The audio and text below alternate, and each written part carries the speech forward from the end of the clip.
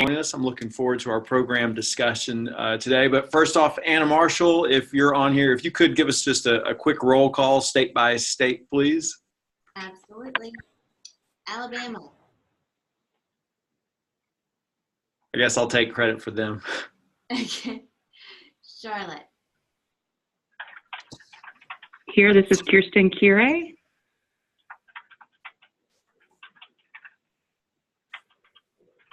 Georgia.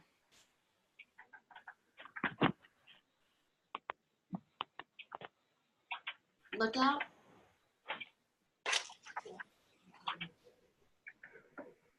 Memphis.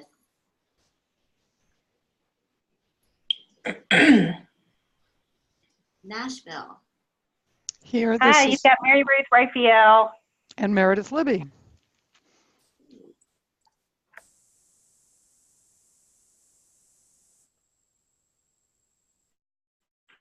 North Carolina, because I can take credit for them.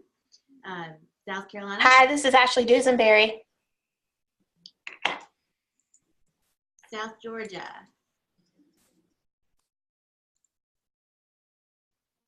Tar Heel.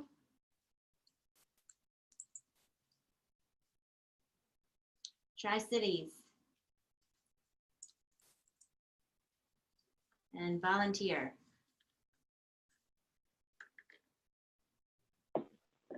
Those last two let me know they had stuff come up at the last minute. And I see Chelsea on email. Hold on one second.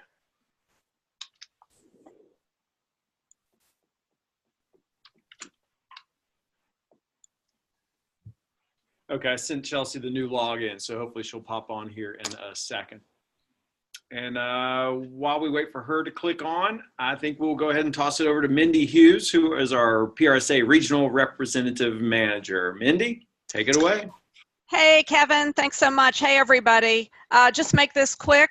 First of all, it is National Volunteer Month, and I just want to extend my personal thanks to all of you and to your boards and to your committee volunteers for all the work that you guys do for PRSA. You're providing great service for all of our colleagues, and we just appreciate you so much, and I just appreciate you guys so much and all the opportunities I have to work with you and support you throughout the year. One other announcement, this is an important one. Some of you may be working on your personal taxes in advance of April 15th, tax day for all of us individuals. As PRSA chapters, we also have to file taxes, and those taxes are due May 15th. So that's the date you want to make sure you have on your calendar. We want to make sure that all of our chapters file their taxes correctly using your correct EIN number. And after you have filed, then upload your tax return or your receipt from the IRS for filing to DocShare so that the folks at National know that you have filed. It really is so important to do this. We have had a few chapters who either filed incorrectly or failed to file for 3 years in a row and lost their IRS tax exempt status. And trust me, you do not want to go through the process to get that back. It is arduous, it is time consuming, it could be expensive.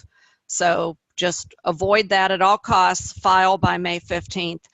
The regional reps will be sending out some more detailed information early next week, just to be sure everyone has the link to the IRS for the 990 postcard filing, which is what many of our chapters use. I think our larger chapters that have larger budgets and more revenue file a long form 990, and most of those folks are getting some professional help to do that. So, Kevin, that's all I have, unless anyone has a question. Sorry, could you repeat that deadline? Yes, the deadline for filing taxes is May 15th.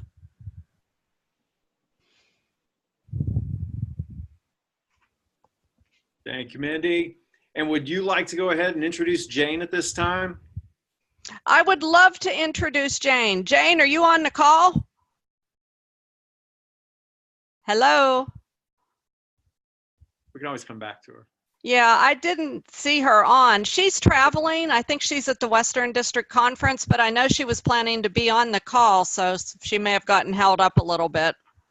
All right, I see another one hung up with the change in call numbers. Here we go.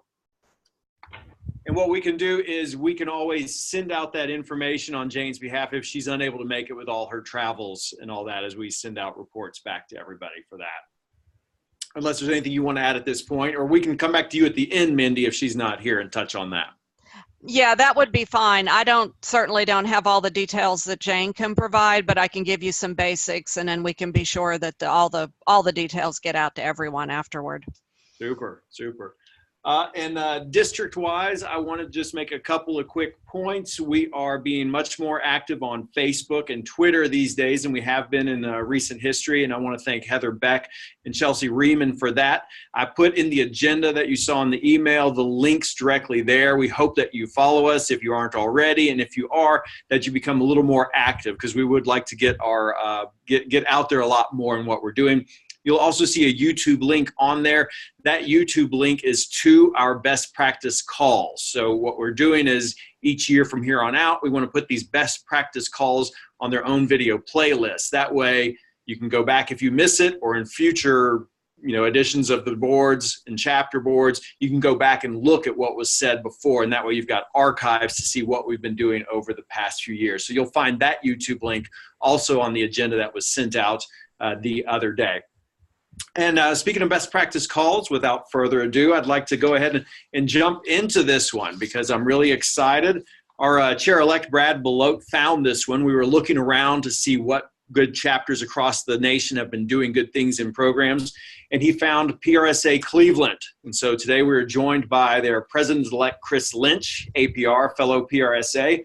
In 2018, the year he was in charge of their programs, they offered a variety of times, like networking mornings, post-work mentorings. They also brought you a variety of information, from psychology of fake news to women who rock PR. Of course, Cleveland with the Hall of Fame, Rock and Roll Hall of Fame there. And a variety of events. They had awards programs. They also had a Leaders and Legends series that sounded really good. So he is here along with Cleveland's current programming VP, Rachel Kerstetter. And my apologies, Rachel, if I misspoke on your name there. They're going to tell us about what's worked, what hasn't worked, and everything in between there. Take it away, guys. You are right on with my name, by the way. Thank you and welcome. Thanks. Not much else to say right now. You sort of spilled the beans on everything. Hi, everybody.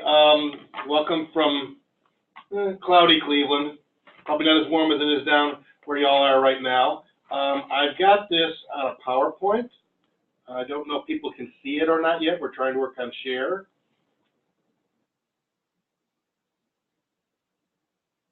But while our folks are here working on that, I'm going to walk through just a couple of things first. Call it programming ABC, or programming 101, if you will. And I don't know how many people on the call are in charge of programming. They can certainly pass this on to their chapters personnel who are in charge of programming. Is that working now? Yep. You guys can see the very first slide here? We do see it. And Okay, there's I know. a mix of people on the call, Chris. There's going to be some Right, chapter. there's a lot of people that are calling and can't see this. So I'm going to kind of verbatim read the bullets we have on here. We'll make this available. So let's talk about programming in general. In most cases, chapter members feel that this is the most visible and, frankly, the most of value activity PRSA has. And they see their chapters 80-20 as their real role in PRSA and what PRSA means to them in value. So they use these to learn, to network, and to give back to others in the community, in the PR community. So your programming is terribly key in on here.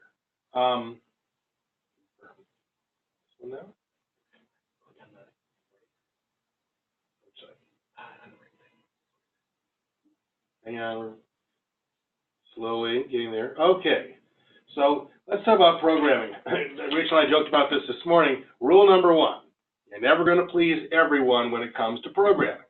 That can mean people want different topics, different venues, different locations, different times of day. So you can't worry about that. You got to worry about providing your members with the most value of a program that offers a variety of topics, a variety of content, remembering the variety of members you have. Pretty obvious. We have senior members, we have accredited members, we have corporate, we have nonprofit, we have different association people, you have agency people, you have young pros, you have intern students. So the content you're going to be providing, all of them, that relates to our field of study, and that can be all over the board too, it's going to try and be different. So that was one of the things that we tried here in Cleveland again. Rule number 2, when it comes to programming, you're not going to make money, but you don't want to lose it either. So that's a tightrope to walk. But as long as you think of programming as the key in making member value, then I don't want to say the price doesn't matter, but it's serving its purpose. So in other terms, if you can be healthy and not wealthy, that's good too. So what kind of programming should you have? Each chapters are different. You have metro chapters, say like Atlanta or Birmingham, others that are all state run. So your programs are not typically monthly because people aren't going to drive 2 hours for lunch and drive back unless you really got a BAFO topic or something. So those that you can do teleconferencing or Zoom now and things like that obviously are to be taken with very keen importance. But the first thing is survey your membership. What do they want out of programming? Obviously, you can do Survey Monkeys and things like that. One thing we did in Cleveland a year or so ago, Rachel put together a really good survey, but in retrospect, I think we would have just done one specific to programming. What are they looking for? Is it hot topics, topics that you can localize, things that are in the news, things that are local? And there's different ways to do that. For example, at the assembly last year, we were told as delegates that the PRSA monthly luncheon is dead. Instead, you've got to look at things like breakfast sessions, brown bag lunches, after hours, other networking. Those are all key, and you can try them once or twice to do something different. Ironically, the typical monthly luncheon, if it's in a downtown area, still draws the most people. And you can do it on different times. You can do it the second Tuesday every month. People are creatures of habit. They like the latter. However, it is hard when it comes to the world of speakers because you're herding cats, especially if you want to get a panel, and people that really are worth listening to are people that are busy. So it's a bit difficult to do that, needless to say. That said, you don't always have to go to a third party. You can do sessions at local agencies or suppliers. One of the things that we just started doing of big member value with zero cost are brown bag luncheons at different suppliers or agencies or corporate entities where all you need is a conference room and video capability. We have upwards of 4 different provided PRSA programs, webinars every month. People forget they're there. Remember, we used to have to pay $200 to get them.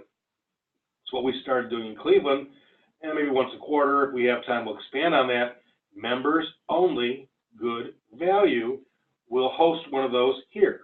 Last week, we hosted at our agency the top 10 tech tools webinar. And I asked Rachel, because it was about like 50 when it turned out as it is. We had about 20 people here, but it didn't cost anything. We just showed it. And for those people who couldn't see it with us, it's there to be downloaded. We just sent them the link. The neat thing was when we were done, we had a chance to discuss and talk about that. So those are free.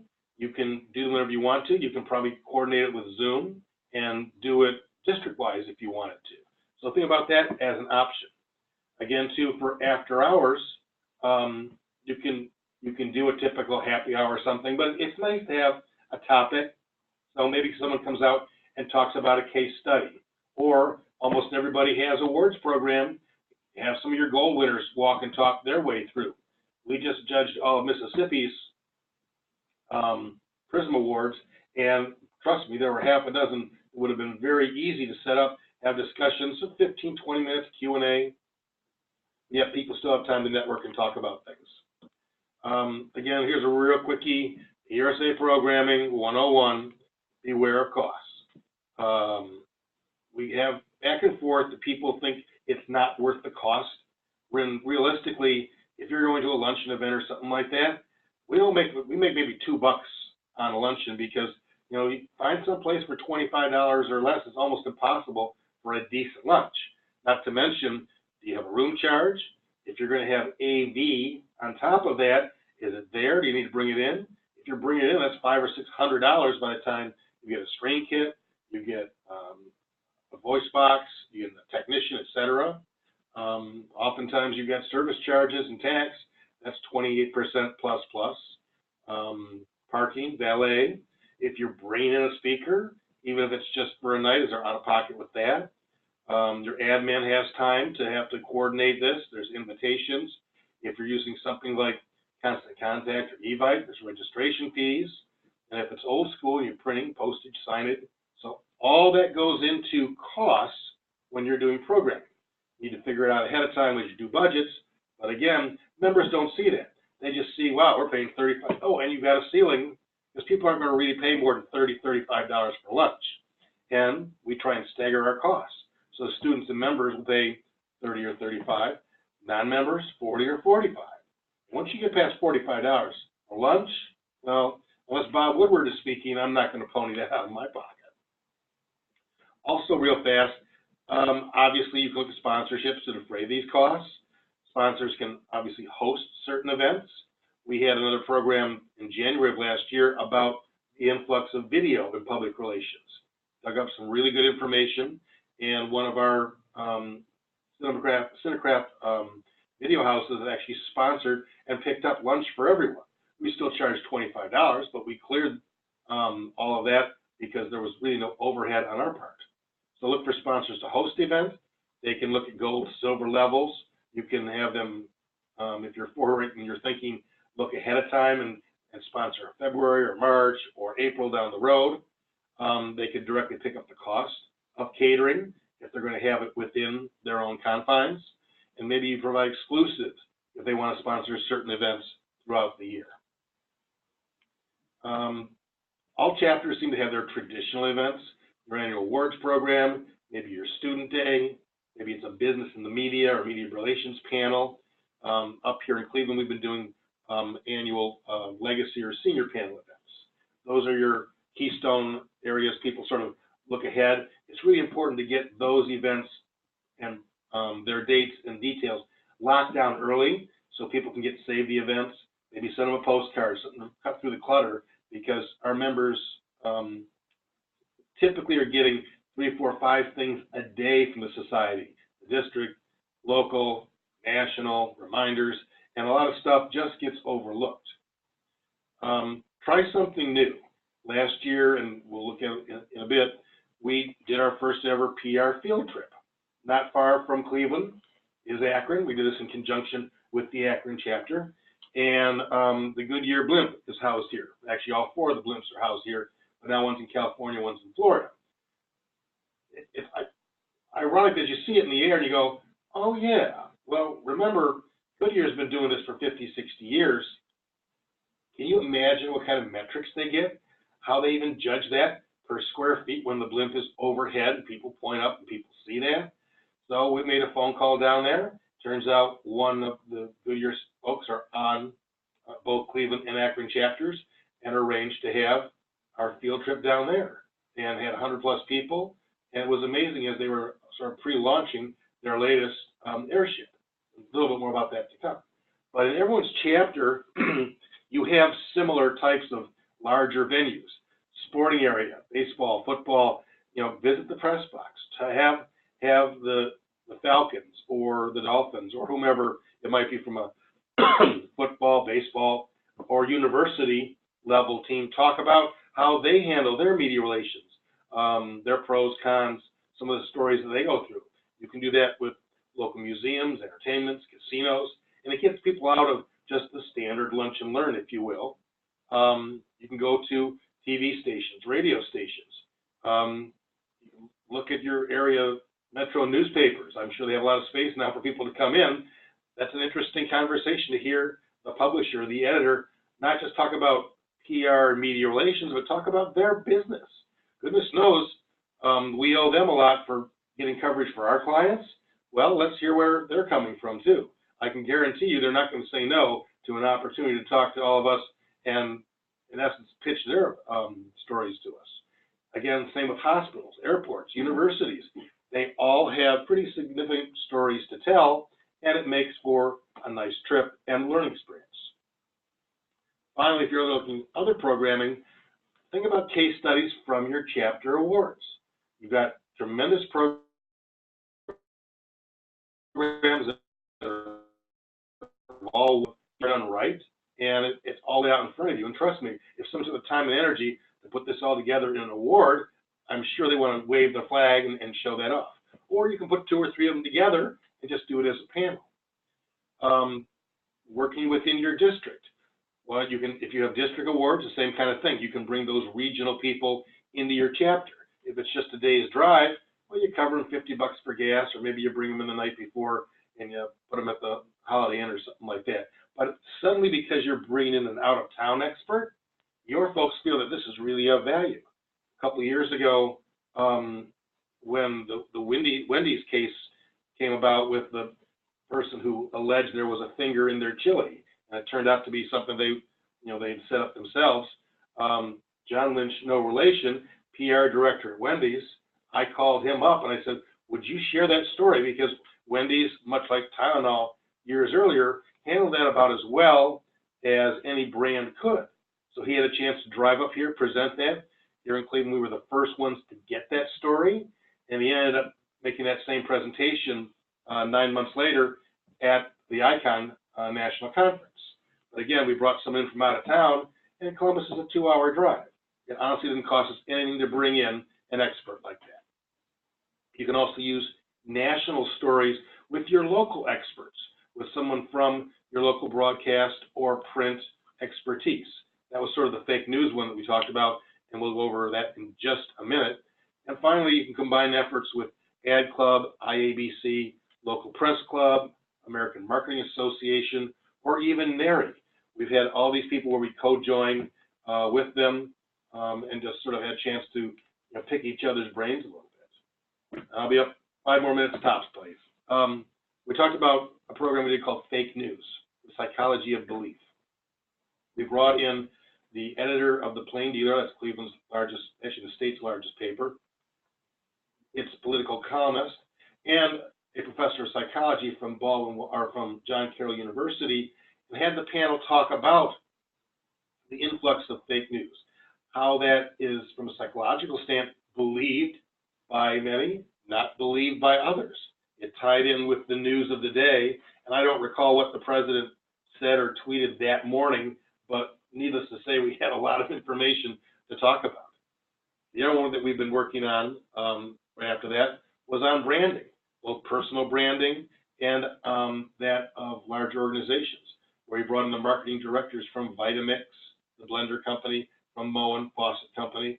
Turns out these are clients of ours, but they both had good stories to tell and demonstrate the depth of strategy and research they put in to analyze their audiences, to track their audiences, their social media efforts, and sort of some whipped cream on top of the sundae, we ended up auctioning off a real nice Vitamix blender and a Moen faucet. So that sort of brought some people out too, had some sort of fun takeaways and some fun imagery that we were put on social media to demonstrate those who went to it. We talked about maybe talk to NARI or some of your local IR firms. We had a program called New Dimensions in Investor Relations. Sounds boring, but we also nicknamed it IR for Dummies. And IR is probably one of the areas that, to be honest, our collective membership is pretty lean on. People don't want to admit it. I'll be the first to admit I've written 2 annual reports, and I can barely tell Ivita from Safe Harbor. So we had some folks really go through, explain the ABCs of IR, and it was a well-attended and well-done program that people weren't ashamed to go and actually learn something about it. Another one we had was called Leaders and Legends. This has been an annual, semi-annual program where it gives something for our senior practitioners, something to do. And there's just a wealth of wisdom out there with our senior folks and fellows goodness knows if they're like me, love to chat. So I've had the opportunity and good fortune to moderate both these so far, where we've had some of our poet laureates, if you will, from the PR world speak, as well as a couple of very well-known educators and folks from different parts of the corporate world, municipal world, energy, all types of different areas that, again, part of it is storytelling, but we sort of made a joke of it saying it's not geezer PR, it's not get off my lawn PR, and plus we will not take you to 5 o'clock to the early bird special at Denny's PR. So again, we had them talk about issues of the day, how it reflected back. There was also a really good way to talk about ethics, and if you have an ethics luncheon or seminar, good luck getting people to come. But when you can have this said by the folks who are key leaders in your field, in the marketplace, it means a whole new thing. A couple other things that we did here, the Cleveland Clinic is a Cleveland entity, and the clinic, much like the Mayo Clinic or John Hopkins, one of the most respected healthcare organizations in the world. They have a PR staff of 50 people. You can imagine the programs and stories they have to tell. And we offer them their own forum to talk about healthcare at the highest level. And this actually came from a webinar one of their people did that I happened to see. And we said, wow, look at how they're at the 30,000 foot level where we would all like to ascend, everything from how they track their metrics to patient to national surveys. And they had a chance to talk about the PR involved in the poor woman who had the very first face transplant, and all the different components that were in that included partnering with National Geographic and ended up producing, obviously, award-winning programming. Another one that we did, we saw where Adam Miller, longtime producer with the Today Show, was coming into Channel 3, WKYC, here in Cleveland, the NBC affiliate. And I went like, well, let's tap his brain, because we all have a lot of consumer clients or work for consumer brands, and that's what every VP marketing says, I want to be on the Today Show. So we had a chance to have him talk about his pros and cons, pitches that worked from PR practitioners, pitches that didn't work from PR folks, as well as what to do if you get to be on the show, ways to be prepared. And then we had a couple folks in the audience who had clients there. We were able to sort of tap into their stories, but it was a really, really strong and well-attended event. We talked before about the Goodyear field trip. Again, this is something that Goodyear does on a regular basis. You know, they have schools and kids pop by, so they already have a conference room. They already had their PowerPoint prepared, so it wasn't a case where we were putting them out, but it's a chance to bring your people in, as well as, let's be honest, we got a lot of cool selfies, and Rachel was there with myself, and not only did we see the new blimp just about to be launched, but the old blimp was taking off, so we got to see it launch, and it beat us back to Cleveland because it was covering the Cavs' last playoff game before we lost LeBron. But that's a whole other story. Finally, one of the last two I'll just briefly talk about. Again, we talked about this is the Rock and Roll Hall of Fame here in Cleveland, and it turns out that the Broadcast Club of Cleveland had presented Women Who Rock PR. Turns out between the Rock Hall, between the venue Fieldhouse over here, excuse me, Destination Cleveland, who all put this presentation together, all happen to be women. Nothing of a big surprise. They're women make up the majority of our profession. But we tied this in with our Student Day presentation. So we already had 50, 60 students here from Northeast Ohio, and we brought them in with our monthly luncheon because we thought the students would like this. It's a big event, needless to say, because this was the inauguration of the new Rock and Roll Hall of Fame class of 2018.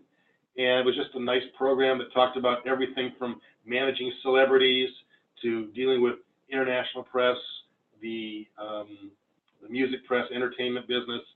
Something that we like to see that when we look at Entertainment Weekly, but we don't deal with on a regular basis. So again, a different kind of program from an event that was already being held here in town.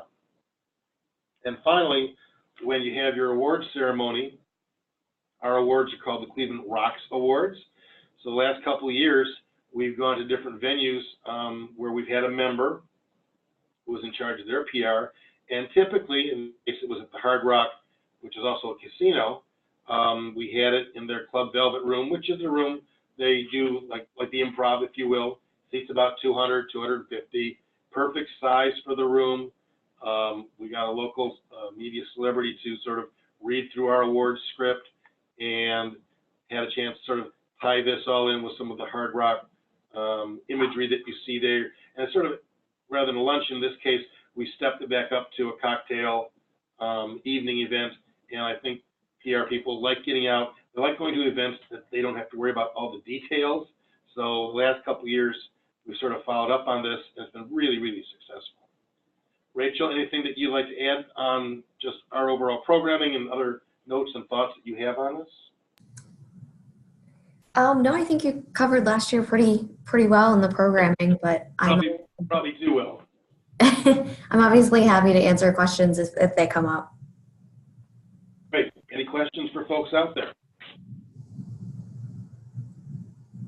Yeah, I think this is Kevin again. One question I have would be for Rachel.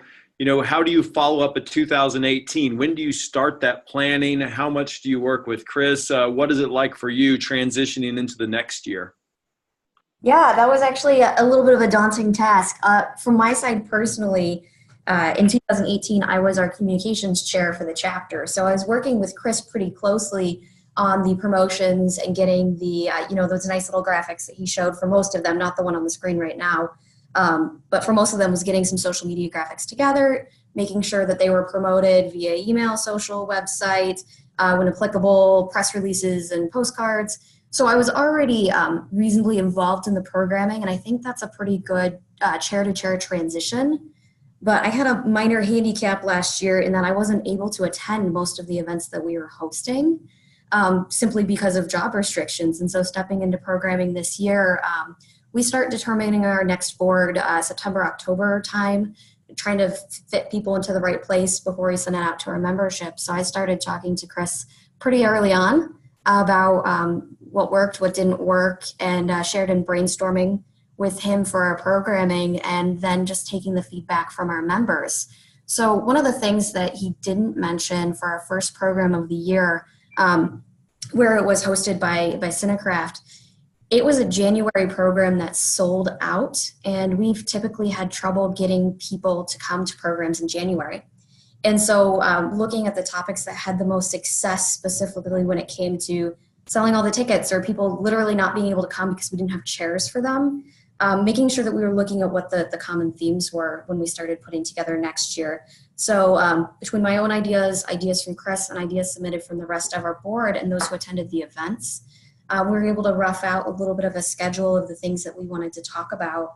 And one of the things that we got some feedback on was that our members were looking for more networking events, and that we had one or two kind of networking type events, but we always left room for networking at the events, but people didn't take advantage of it. So we started January with a New Year, New Headshot networking event at a brewery, and then kind of moving on through and taking through those themes and considering to bringing back the field trips and continuing the Leaders and Legends series by leveraging our APRs and fellows in the chapter. So it was kind of daunting to start putting that together, but I think between Chris and myself, we planned out more programs than we could host in about 5 years.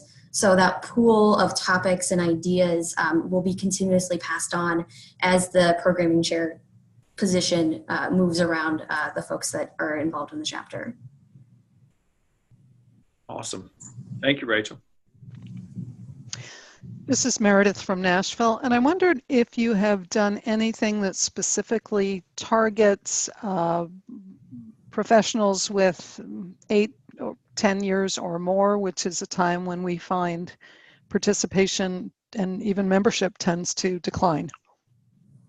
That's a really good question. For example, we are now working on, knock on wood, hosting an APR boot camp here in Cleveland.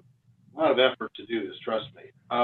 That said, between, I'm guessing, 10 to 14 Northeast Ohio professionals, and then maybe another half dozen to a dozen from our district will be at that event. So we're hoping to do a luncheon in combination with that. I also have to scurry together 20 APRs to judge portfolios. So right now you are looking at the core of the people you're talking with. So that's 30, 40 plus 8 to 10 to 20 year PR veterans. So what is the topic? That's a really good question. So we're still kind of kicking the can a little bit on that one. But since that sort of hurries into what we've talked about, I would bring in someone from one of the larger organizations. For example, this is the 10-year anniversary of Flow, the character representing Progressive. And we were going to do this with Brian Grace, who is their Director of Communications. But Brian just left the company last week. But say that's a topic he could have talked about and sort of expanded that on the pros and cons of using celebrities or making up your own celebrity to represent a brand. I think that kind of is a high level amount of thinking, oftentimes comes with a significant budget. So you don't have all your players, experienced or not, having that opportunity.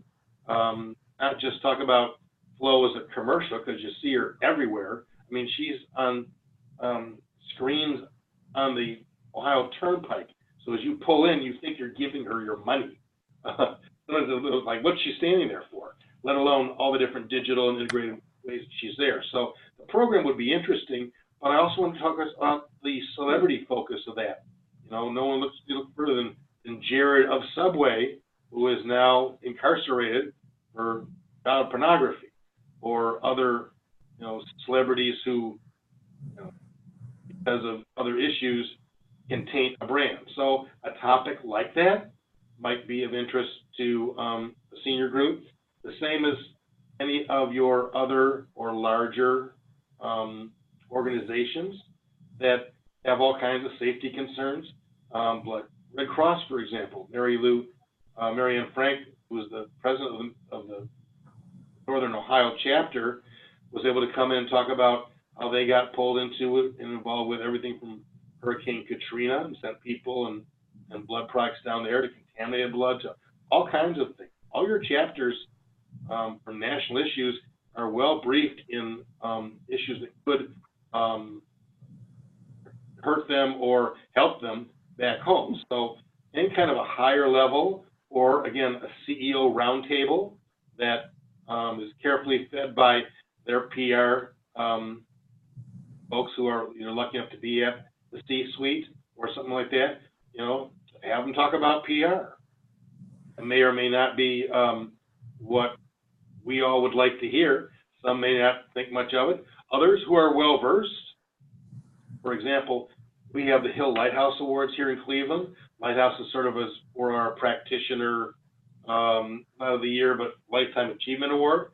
The Hill, on the other hand, is awarded every year to the CEO of any organization who best quantifies and understands the meaning of public relations. So we have a pool of 20 CEOs over the last dozen and a half years that at some point in time did understand PR, and they'd be wonderful to get together to talk about that. Great time for you to bring your boss or your boss's boss to a program on that. So there's a couple of examples.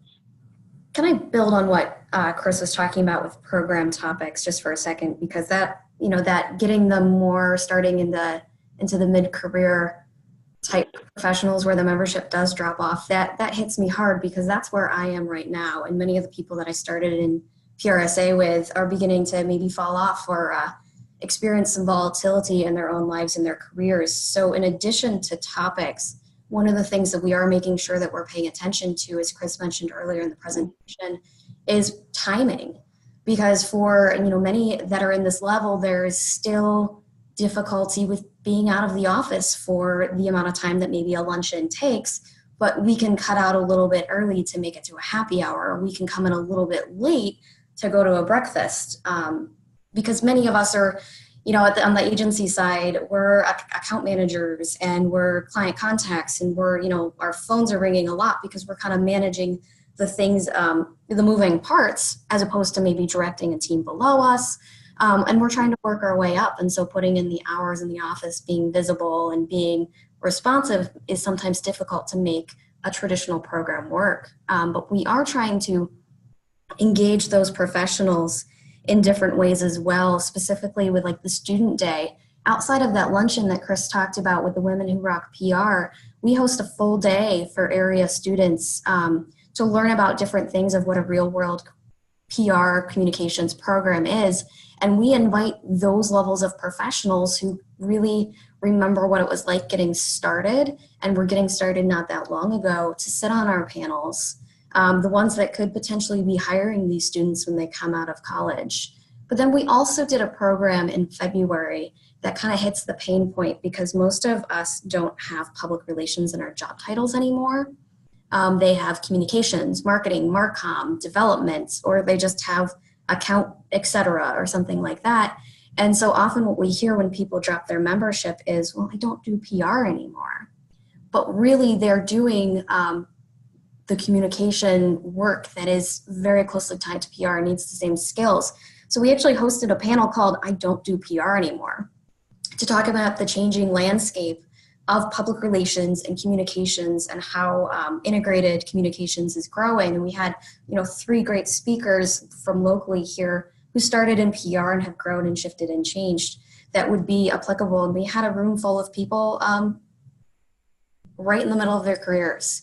And I was really impressed with that turnout. We had a 50-50 member, non-member turnout for that event as well. And I think that's the first time in a long time we've had one of those, was to make sure that we're actually hitting those points. So between topic and timing, it's something that we are trying to make sure, and I think it's going to be a struggle even moving forward for most chapters to try to engage with people at this level. And along those lines too, we also do an annual pro bono day, where much like student day, we bring in for very, very little cost, those in charge of public relations at all the different nonprofit organizations, 3 United Way, etc., and meet one-on-one with our 8 to 10 or 12-year veterans, if you will, talk about different ways that they can get coverage or do storytelling or even help get releases and things. And the nice thing is we're looking now at possibly combining student day and pro bono day, where students can have an opportunity not to intern, but I tell them when they interview here and they say, well, I was in a class project and did. Well, I'd like to see something that you've done on your own. Needless to say, we talked about volunteering for nonprofit, to go in, help run events, to go in, handle media relations, to go in and do some writing. Well, here's a chance where you have organizations who need people like that, who don't have the budget, and you have people who want to get experience. So it's a nice marriage of Figaro, if you will. So we're looking for ways to make that happen. And again, one last quick 8 to 12-year veteran kind of thing. How about a topic on reverse mentoring? Goodness knows the folks in my agency, I come around all the time because I can't do this. I've got someone sitting on my shoulder right now showing me how to do Zoom. So as we get more experience in the ways in which we handle strategies and programs and meet measurable objectives, we're always looking on the lookout for better ways to do metrics and research, and with tools and things like that. We've got to continue to learn in our profession, or just pass the time. Chris, this is Denise in Atlanta. Kind of going back one example, something we tried last year that kind of hits your points about the right time, the right age, and networking and so forth. For a summer meeting, we met at the Atlanta Community Food Bank, and they had just had a whole rebranding, rollout, whole new identity, logo, and the whole 9 yards. So we heard from their CEO, their director of communications, and so forth. And then it was just a box lunch. And then afterward, Coke sponsored, got T-shirts for everybody. We went and worked in their warehouse. We took a shift that afternoon and actually worked, sorting, filling, and a lot of companies around town actually had teams of people. That was kind of their team building day. They, kind of built on, that opportunity that was already in place. So, I mean, we had groups from Home Depot and, Coke, of course, and so on and so on. So that checked off several boxes and, was really, really very well received for us. That's the best practice every chapter should take on. And I'm sure, every chapter has some kind of an organization. And, to your point, pretty much, most demographics want to do that hands-on, be able to give back in a, short, just a short-term, community activity. And if you look at the latest numbers, how millennials are so Yes. driven by organizations that they work for that Yep. give back. I mean, Yep. even more so than how much money they make or their Yep. job titles. We read that as well. Yeah, CSR is a wonderful program that you can Indeed. start off with that lead and then look at any organization that you have, whether it be involved with Habitat for Humanity or United Way or Cancer Society or something with Susan G. Komen, et cetera. Those are wonderful programs to hold, and typically will bring a lot of people out, especially if you hold them during the month or around when the organization is already being highlighted. And this was especially great because, for food banks, they have a hard time in the summer. And, whatever, quote, income, above expenses the chapter made, we gave back to, we wrote a check to the food bank. We did not pocket that, income over expenses for that month. So that was, feel good all the way around. Win-win.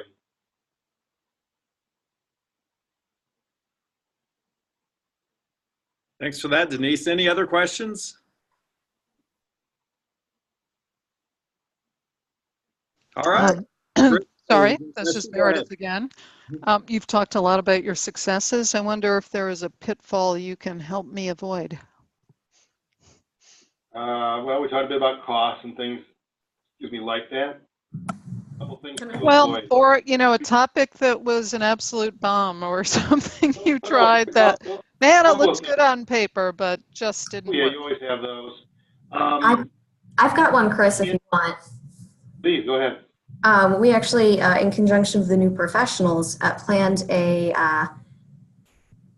was it July or August wine tasting with actually, so Heinen's grocery store has a beautiful store, but also, in the Rotunda here in Cleveland, it's a beautiful facility. A lot of people go there for events.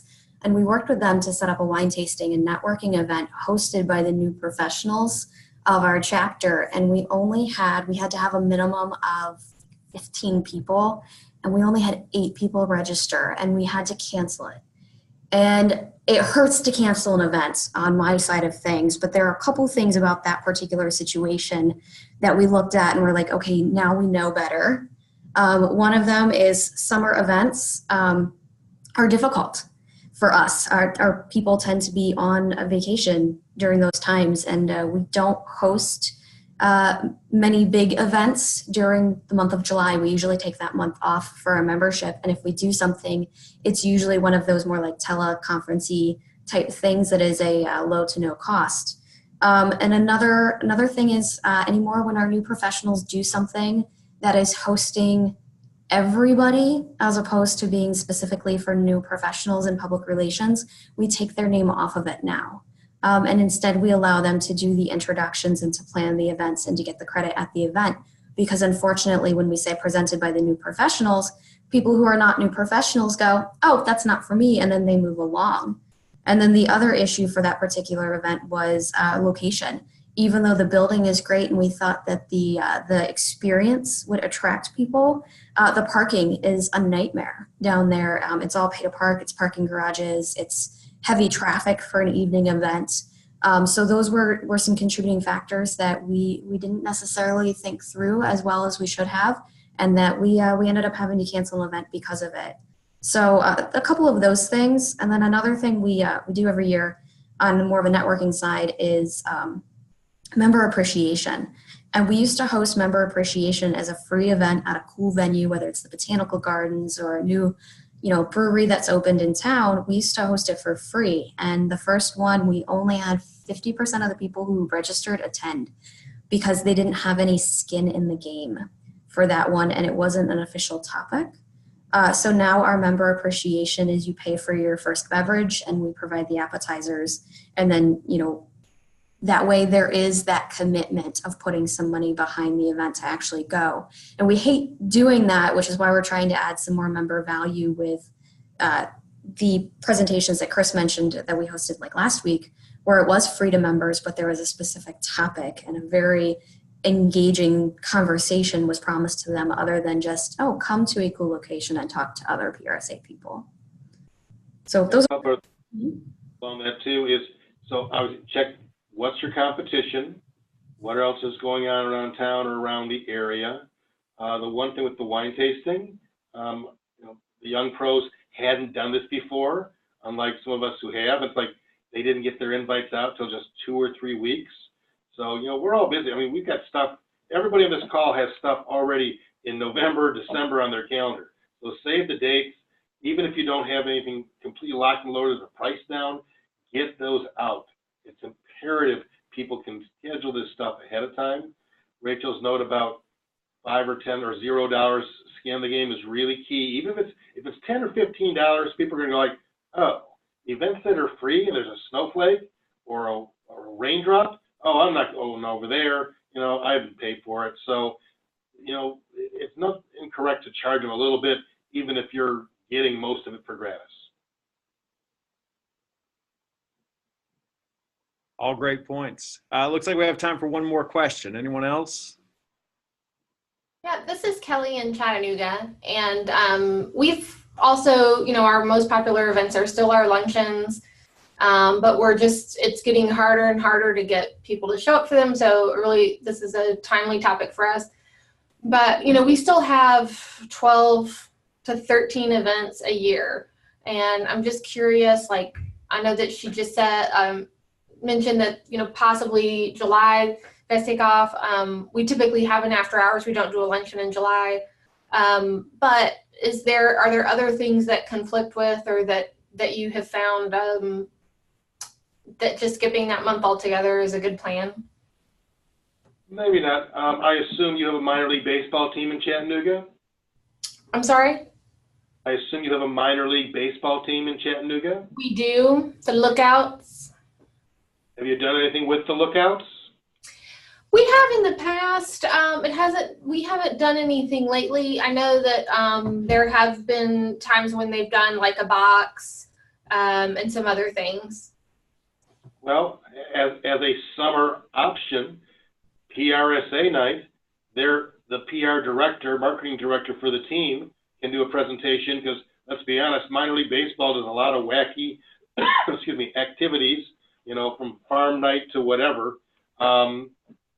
They actually have, through Major League Baseball, video available they can show, and then the Lookouts could possibly comp everybody who comes to the presentation, and you can have your own section and either bring family or just make a whole day or night of it.